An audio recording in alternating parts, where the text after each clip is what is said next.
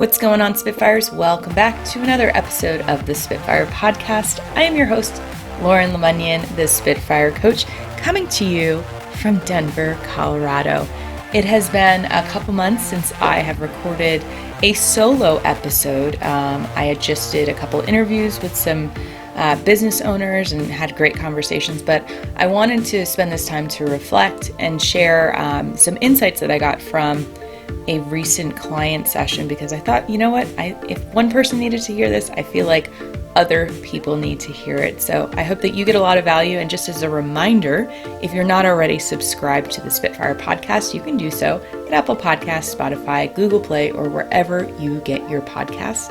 We'd love it if you left a review, shared it with a friend, or left a comment. And if you have a suggestion for a topic or a guest, let us know. You can email me directly, lauren@spitfirecoach.com. So today, I had a session with a client first thing in the morning, and I always like to see where my brain goes because it's not quite caffeinated yet, and I like to see how much my intuition hits kick up. So if you've ever worked with me or you've been on a session or a workshop, I have this really interesting tick that when someone is onto something, when they're in alignment, the hair on my arm raises. So literally, like, I feel a buzz and then the hair shoots up. And so this client, I was getting so many intuitive hits on, and we were talking about blame and shame and self-trust and psychological safety. And I've been doing a lot of work in this space because, you know, when you work in leadership development and you work in professional development, people come to you wanting to know kind of these tactics of how do I become a better communicator? How do I become a better leader? How do I, get more stuff done and feel more productive and have better career mapping and, feel more in control of my day? And so they're always looking for tools and tactics. And yeah, that's great for one-offs, for a refresher, but what's really missing, and it's something that I focus on first and foremost in all of my coaching sessions, whether they're group or individual or we're doing a 12-month training, is to focus on building trust and safety. Now, specifically, that's psychological safety and inner trust. Because what happens is we have been trained. So this is not of any fault of our own.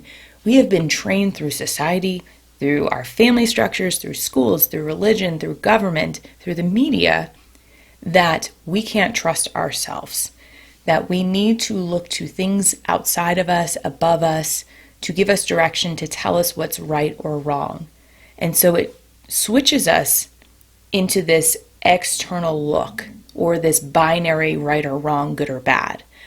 And it pulls us away from ourselves and our inner knowing. And if you read Glennon Doyle, amazing, her last book was all about the knowing, amazing.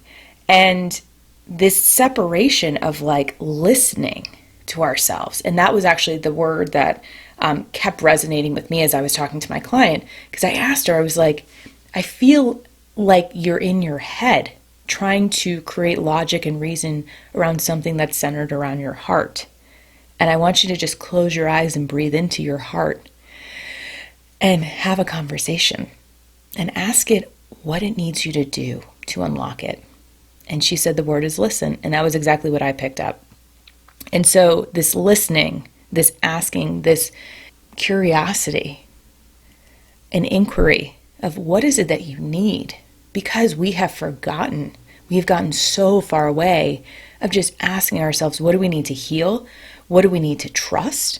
What do we need to feel in order to get back in our bodies, to get back into our purpose? So we've gotten distracted with, the checking of the boxes in our careers of the perfect house, the perfect relationship, the perfect car, the perfect outfits. I mean, listen, I love a good jumpsuit, so I'm not going to stop doing that. But all of these things that we were using to evaluate how worthy we were of happiness, how valuable we were to others, became more important than the quality of our character in the way that we showed up for ourselves, in the way that we aligned to our purpose and our legacy. And It's the going back inside, not in a hiding way, but in a curious way to ask, what makes me tick? What motivates me?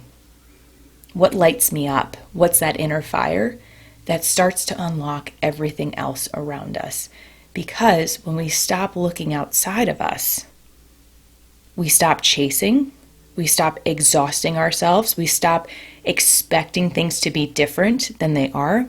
And if you've listened to past podcasts, you know that all relationships break down from unmet expectations, and that couldn't be truer for our relationship with ourselves. So imagine how many times you have walked into a situation expecting something to be different, only to be disappointed, only to have your hopes dropped. And then the story comes up, the past story of this always happens, this is always going to happen again. And I always do this to myself. And here we go again. It's that dropping of the guard, not in a protective way, but in the understanding that not every environment is safe. There are so many toxic environments, and I don't use that word lightly, but people are in self-protection. And when you have an environment, a culture of self-protection, it views every other person as a threat.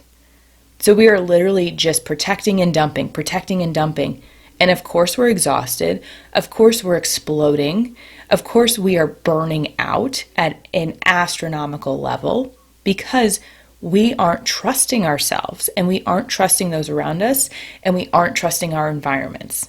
So what is the first step? Because for my client, she is in a very self-protected environment.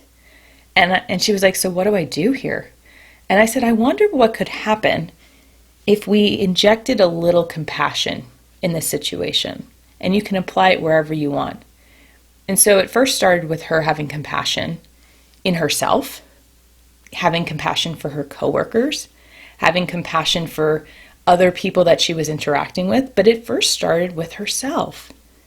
Because if we aren't in our bodies feeling safe, that we can trust ourselves, that we're listening, that we're honoring what's important to us, then we're literally walking into spaces with a whole aura of distrust. People pick up on this stuff.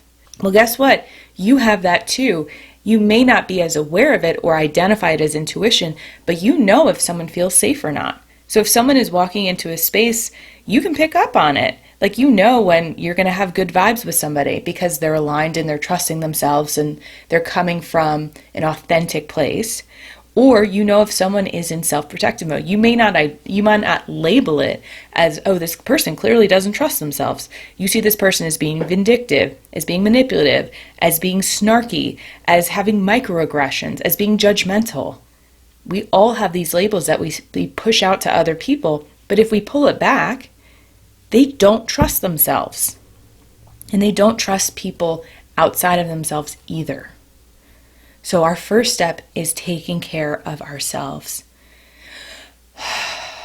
Breathing into that heart space. Having that conversation with that 4-year-old version of you and asking it, what do you need right now?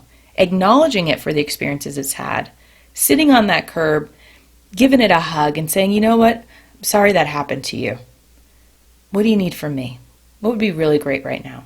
And actually answering it. If we can start doing that, we own our space. We own our energy. We own our power. We are in control. And the highest level of engagement is choice. So if you can make this choice to breathe, to listen to your heart, to notice when we have sensations of tension or friction, and pause in that moment to breathe rather than react, we are in control. We are empowered. And this is a daily practice that I promise you do every day. It shifts things in a magical way. And you'll look back 6 months, a year, 6 years from now, and you won't even recognize who you used to be. All from these small little micro shifts. So pay attention, breathe, get curious. This is not about judging and telling you, well, I should just feel this way and these people should just do these things. People are who they are. They're doing the best they can with what they have, and so are you. So I hope that you have a little bit more self-compassion, self-love. You take care of that inner child within. You give it a big old squeeze from me and from you, and you all keep being awesome.